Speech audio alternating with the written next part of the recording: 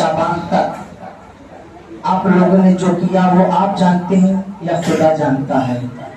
आपने कितनी नमाजें पढ़ी, आपने कितने सजदे किए, आपने क्या चोरियां की, अय्याशियां की, हमने ज़िनाकारियां की, शराब नोशी की, झूठ बोले, गीबत की, सब किया। सब या तो हम जानते हैं करने वाला या खुदा जानता है। पिछले साल से लेकर आज तक जो हमने किया, आज फरिश्ते खुदा की बारगाह में लेके रजिस्टर जाएंगे, है कि नहीं? हमने कितने गुनाह किए हैं। तो आज की जो रात है ये रब को मनाने की रात है, तौबा करने की रात है, इस्तगफार करने की रात है। सब गुनाह अल्लाह ताला मुआफ कर सकता है। नमाज ना पढ़ो, अल्लाह अपने रहीम व करम से मुआफ कर सकता है। रोजा ना रखो, अल्लाह ताला मुआफ कर सकता है। हज ना करो, अल्लाह ताला मुआफ कर सकता है। झूठ बोलोगे, अल्लाह ताला मुआफ कर सकता है। लेकिन एक गुनाह ऐसा है जो अल्लाह ताला मुआफ नहीं करता, वो है कर्ज। कर्ज क्या है? ये सब नमाज, रोजा, हज और ज़कात ये अल्लाह की हुकूक है। अल्लाह ताला अपने हक को माफ कर सकता है। लेकिन जो कर्ज होता है ये बंदे का हक होता है। ये अल्लाह जब तक बंदा माफ नहीं करेगा उस कर्ज को अल्लाह माफ नहीं करेगा। तो इस रात में एक सबक लेके जाएं, अगर किसी का कर्ज अदा कर दे मरने से पहले। कर्ज बहुत खराब चीज है, अल्लाह ताला कभी माफ नहीं करता, क्योंकि ये बंदे का हक होता है। जब मैदान महशर में आप जाएंगे ना, हम सब जाएंगे ना, हाजिर होंगे, आपके पास नेकियां नहीं होंगी, लेकिन वो जो बंदे जिसका तुम कर्ज है ना, वो बंदा बड़ा होशियार होगा। मैदान महशर में अल्लाह फरमाएगा, जाओ जिस बंदे का तुम कर्ज हो उसे अपने कर्जा माफ करा के लाओ, तब आगे आना। उस बंदे के पास जब बंदा जाएगा ना, तो वो भी कहेगा हमें नेकियां दो तो मैं कर्जा माफ करूंगा। एक तो खुद नेकी नहीं है, ऊपर से वो भी नेकी मांग रहा है। तो हो सके तो दुनिया ही में कर्ज अदा कर दें। ये बंदे का हक होता, अल्लाह ताला से माफ नहीं करता है। शब बारात के ताल्लुक से कुछ शब बारात की फजीलत बयान फरमा रहा हूं, समाअत करें। नहमदुहु व नसल्ली अला रसूलिल करीम, अम्मा बाद, फअऊज़ु बिल्लाहि मिनश शैतानिर रजीम, बिस्मिल्लाहिर रहमानिर रहीम। हामीम वल किताबिल मुबीन, इन्ना अंज़लनाहु फी लैलतिन मुबारका, जिसका तर्जुमा ये है, कसम उस रोशन किताब की, कसम इस रोशन किताब की, बेशक हमने उसे बरकत वाली रात में उतारा। ये कसम कौन? अल्लाह आ रहा है। क्या फरमा रहा है? कसम इस रोशन किताब की, बेशक हमने इसे बरकत वाली रात में उतारा। आज की रात ना ख्वाबों में गुजरने पाए, आज की रात ना ख्वाबों में गुजरने पाए। आज की रात है रो रो के दुआ करने की, आज की रात है रो रो के दुआ करने की। ऐ ईमान वालों, शबे बारात ऐसी मुबारक और रहमत वाली रात है कि अल्लाह ताला इस रहमत और बरकत वाली रात में बंदों की दुआ कबूल फरमाता है। बंदों की दुआ कबूल फरमाता है, तलब से सिवा फरमाता है। ये जो बंदा रब से मांगता है उसे ज्यादा अल्लाह फरमाता है, अता फरमाता है। क्या मांगता है? रिज़्क़ मांगता है, पैसा मांगता है, दौलत मांगता है, जो मांगना है मांग, आज की रात मैं अता करने वाला हूँ, रब फरमाता है। तलब से सिवा अता फरमाता है, बेशुमार रहमत व बरकत का नुज़ूल फरमाता है। और इसी मुबारक रात में उम्र में बरकत, रोजी में कुशादगी लिखी जाती है। इसी रात में अल्लाह ताला साल भर किसको क्या मिलने वाला है, कौन बच्चा पैदा होगा, कौन मरेगा, किसको कितनी रोजी दी जाएगी, कौन कितना कमाएगा, सब अल्लाह ताला आज की रात में लौहे महफूज पे लिख देगा। اس لیے اس رات میں اللہ تعالیٰ سے دعا کریں، روئیں کہ جو ہمارے حق میں اچھا ہو اللہ تعالیٰ ہمارے حق میں وہ لکھ دے۔ برات کا معنی ہوتا ہے رہا ہونا اور نجات پانا۔ اس رات میں رحمان و رحیم اللہ تعالیٰ بندوں کے گناہوں کو معاف فرما کر جہنم سے آزادی کا پروانہ عطا فرما دیتا ہے، اس لیے اس رات کو شب برات کہا جاتا ہے۔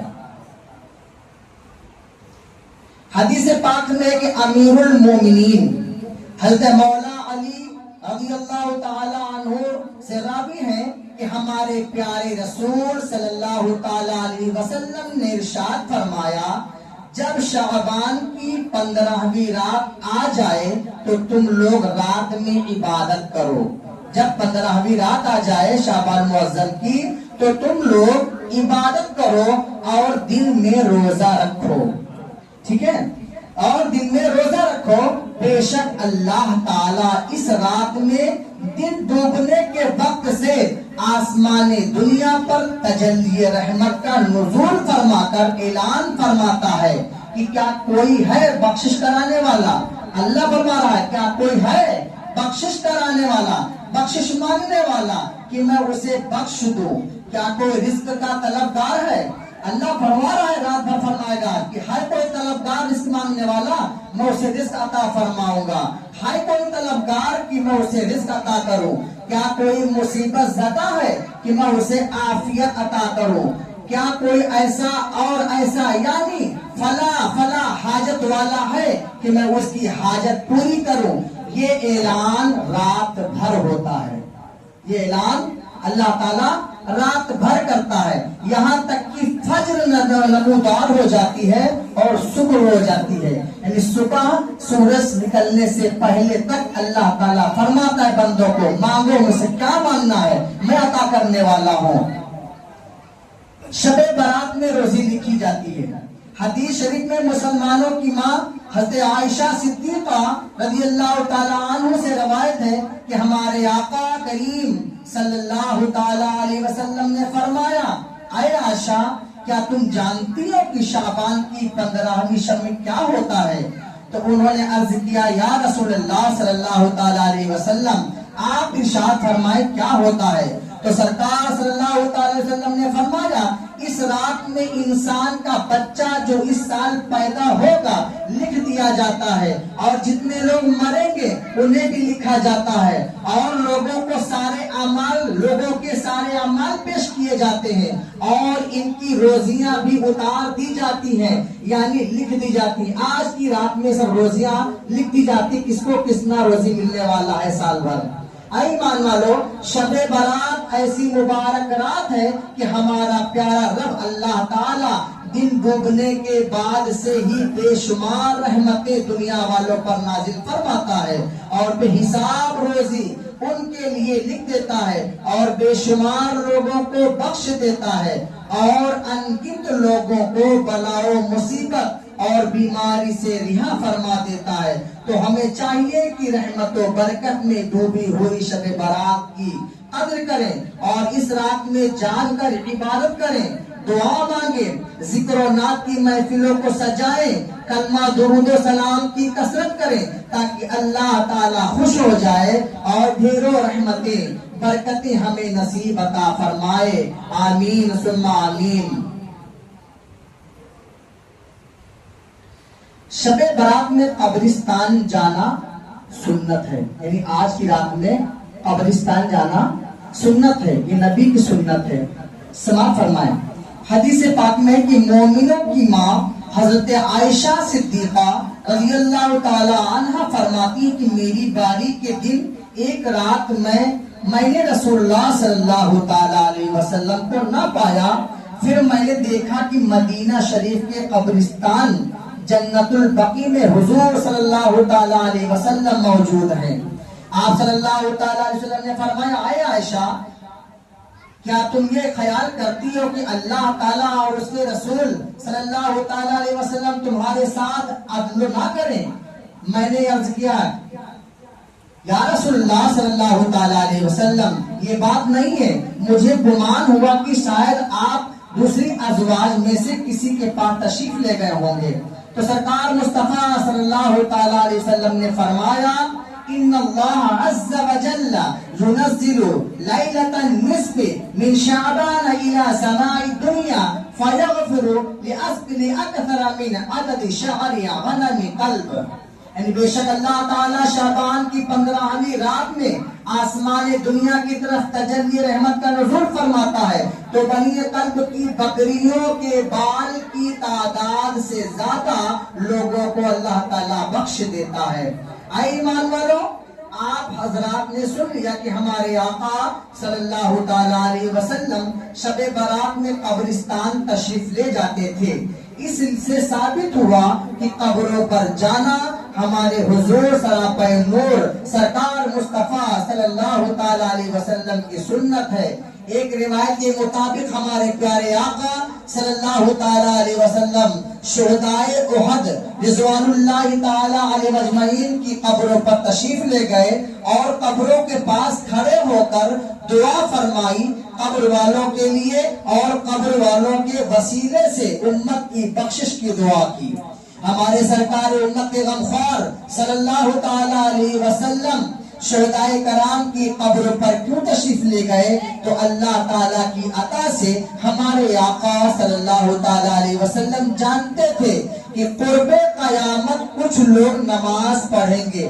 یہ آج کے دور کا واقعہ ہمارے نبی تشریف فرماتے ہیں کہ قرب قیامت کچھ لوگ نماز پڑھیں گے، داڑھیاں رکھیں گے، دین کی بات خوب کریں گے، بظاہر مسلمان کہلائیں گے مگر حقیقت میں وہ لوگ مسلمان نہ ہوں گے۔ کون فرما رہا؟ میرے نبی فرما رہے ہیں کہ بظاہر میں وہ لوگ مسلمان نہ ہوں گے۔ ایسے لوگ ہی نیکوں کی قبروں پر جانا بدعت و شرک کہیں گے۔ اس لیے سرکار صلی اللہ تعالی علیہ وسلم شہیدوں نیکوں کی قبروں پر تشریف لے گئے تاکہ میرا غلام سنی مسلمان اس وقت پریشان نہ ہو اور ان منافقوں کو جواب دے سکے کہ نیکوں کی قبروں پر جانا بدعت و شرک نہیں بلکہ باعث برکت اور سنت ہے، اور قبر والوں کے لیے دعا کرنا، ان کے وسیلے سے دعا مانگنا بھی سنت ہے۔ ایک واقعہ سماعت فرمائیں، اس سے آپ کی روح تازہ ہو جائے گی۔ حضرت عیسیٰ علیہ السلام کا گزر ایک پہاڑ پر ہوا۔ عیسیٰ اسلام کے زمانے کی بات ہو رہی ہے۔ حضرت عیسیٰ علیہ السلام کا گزر ایک پہاڑ پر ہوا۔ آپ نے اس پہاڑ پر ایک خوبصورت پتھر دیکھا جو انڈے کی طرح اور دودھ کی طرح سفید ہے۔ انڈے کی طرح پتھر ہے پہاڑ اور دودھ کی طرح سفید ہے۔ حضرت عیسیٰ علیہ السلام کو تعجب ہوا کہ کتنا خوبصورت پتھر ہے، کہ کتنا خوبصورت پتھر ہے۔ اللہ تعالی نے فرمایا اے میرے نبی عیسیٰ علیہ السلام، اس سے بھی زیادہ تعجب کی چیز اس خوبصورت پتھر میں رکھا ہے۔ اللہ کیا فرماتا ہے؟ عیسیٰ، اس خوبصورت پتھر میں نے رکھا ہے۔ حضرت عیسیٰ علیہ السلام نے خواہش ظاہر کی یا اللہ تعالیٰ اندر کی چیز کو دکھا دے، خواہش کی اللہ اندر کی چیز کو دکھا دے۔ تو حضرت عیسیٰ علیہ السلام کا معروضہ قبول ہوا اور پتھر پھٹ گیا۔ آپ نے دیکھا اس پتھر میں ایک شخص عبادت میں مشغول ہے اور اس کے داہنے جانب ایک انگور کا درخت ہے جو پھلدار ہوا ہے اور دائیں جانب پانی کی نہر جاری ہے۔ حضرت عیسیٰ علیہ السلام نے اس عابد شخص سے دریافت کیا کہ تم کون ہو اور کتنے عرصے سے اس پتھر میں عبادت کر رہے ہو؟ اس شخص نے جواب دیا میں حضرت موسیٰ علیہ السلام کا امتی ہوں۔ کس کا؟ موسیٰ علیہ السلام کا امتی۔ 400 سال کا فاصلہ۔ کتنے سال کا؟ 400 سال سے وہ پتھر میں وہ بندہ عبادت کر رہا تھا، 400 سال کا۔ تو شخص نے جواب دیا حضرت موسیٰ علیہ السلام کا امتی ہوں اور 400 سال سے اس پتھر میں عبادت کر رہا ہوں۔ بھوک لگتی ہے تو انگور کھا لیتا ہوں، اور پیاس کے وقت نہر کا پانی پی کر پیاس بجھا لیتا ہوں۔ تو حضرت عیسیٰ علیہ السلام کا تعجب اور بڑھ گیا اور عرض کرنے لگے اے اللہ تعالیٰ اب اتنا نیک بندہ کوئی اور شخص نہیں ہو سکتا دنیا میں، اس سے زیادہ بندہ نیک کون ہو سکتا ہے جو 400 سال سے زیادہ عبادت کر رہا ہو پتھر کے اندر بیٹھ کر۔ تو کیا فرماتے ہیں کہ اتنا نیک بندہ کوئی اور شخص نہیں ہو سکتا، اس لیے کہ جس جگہ یہ شخص عبادت میں ہے وہاں نہ ریا ہو سکتی ہے نہ دکھاوا ہو سکتا ہے۔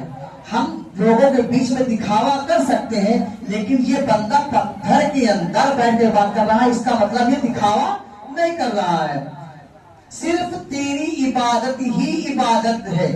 تو اللہ تعالیٰ نے فرمایا اے میرے نبی عیسیٰ علیہ السلام سنو، تمہارے بعد آخری نبی میرے محبوب مصطفیٰ صلی اللہ تعالیٰ علیہ وسلم تشریف لائیں گے، تو محبوب صلی اللہ تعالیٰ علیہ وسلم کی امت کو شعبان کی 15ویں شب یعنی شب برات عطا فرماؤں گا۔ اللہ کیا فرما رہا ہے موسیٰ علیہ السلام سے کہ 400 سال سے جو عبادت کر رہا ہے، میں آنے والے نبی محمد کے امت میں ایسا دن عطا فرماؤں گا، ایسی شب عطا فرماؤں گا کہ وہ اس شب میں اگر 2 رکعت یا 4 رکعت نماز پڑھ لے تو اس 400 سال سے زیادہ عبادت کا ثواب 2 رکعت میں اللہ تعالیٰ فرمائے گا۔ سماعت کریں، محبوب مصطفیٰ کریم صلی اللہ علیہ وسلم تشریف لائیں گے تو محبوب صلی اللہ علیہ وسلم کی امت کو شعبان کی 15ویں شب یعنی شب برات عطا فرماؤں گا، اور اس شب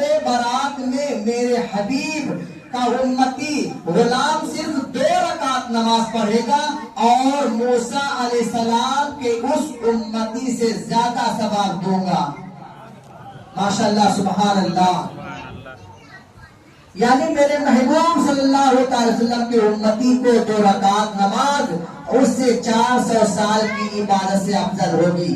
تو ہم سنی مسلمانوں کی 2 رکعت یا 4 رکعت نماز حضرت موسیٰ علیہ السلام کی 400 سال سے زیادہ افضل ہونا کسی اور وجہ سے نہیں ہے، صرف اور صرف محبوب خدا مصطفیٰ جان رحمت صلی اللہ تعالیٰ علیہ وسلم کی غلامی کی وجہ سے ہے اور آپ کے امتی ہونے کی نسبت سے ہے۔ اللہ تعالیٰ نے اس امت کو شرف و فضیلت عطا کی۔ جائے نہ جب تک غلام خلد، جائے نہ جب تک غلام خلد ہے سب پر حرام، جائے نہ جب تک غلام خلد ہے سب پر حرام، ملک تو ہے آپ کا تم پر کروڑوں درود۔ وآخر دعوانا الحمدللہ رب العالمین والعاقبۃ للمتقین، سبحان ربک رب العزۃ عما یصفون وسلام